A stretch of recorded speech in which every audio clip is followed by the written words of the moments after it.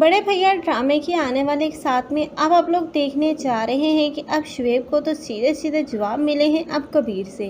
क्योंकि कबीर वो भी किसी से कम नहीं, क्योंकि अब उसने भी अपने बंदे शुएब के पीछे लगा रखे थे ताकि उसे पता चले कि ये शुएब आखिर कर क्या रहा है। क्योंकि शुएब जितनी भी मकारियाँ कर रहा है अब कबीर तो बखूबी वाकिफ था।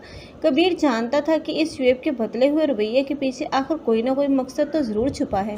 लेकिन आखिरकार अब कबीर को पता चल ही गया। लेकिन अब कबीर जो कि अब उसकी मदद करने से इनकार कर देगा, तो इसी वजह को लेकर अब यही शुएब होगा जो कि अब फरी के साथ बहुत ही बुरा सलूक करेगा और उसे उकसाएगा कि अब वो अपने हिस्से की डिमांड करे।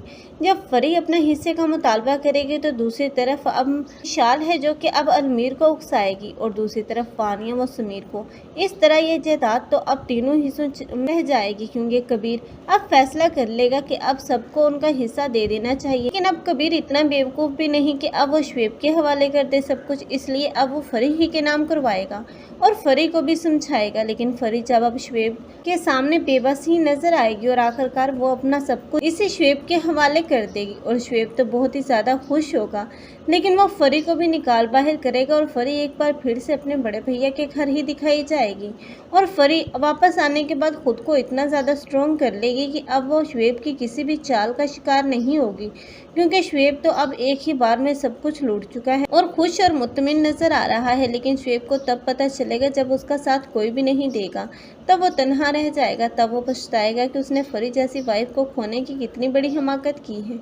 लेकिन अब कबीर है वो कभी भी नहीं चाहेगा कि अब फरी फिर से एक बार धोखेबाज इंसान के पास जाए। लेकिन वानिया है अब उसकी हकीकत भी खुलकर सबके सामने आ ही जाएगी और समीर को पता चल जाएगा कि वानिया ही वो औरत है जिसने कबीर और महविश से उन लोगों की इतनी बड़ी खुशी छीनी।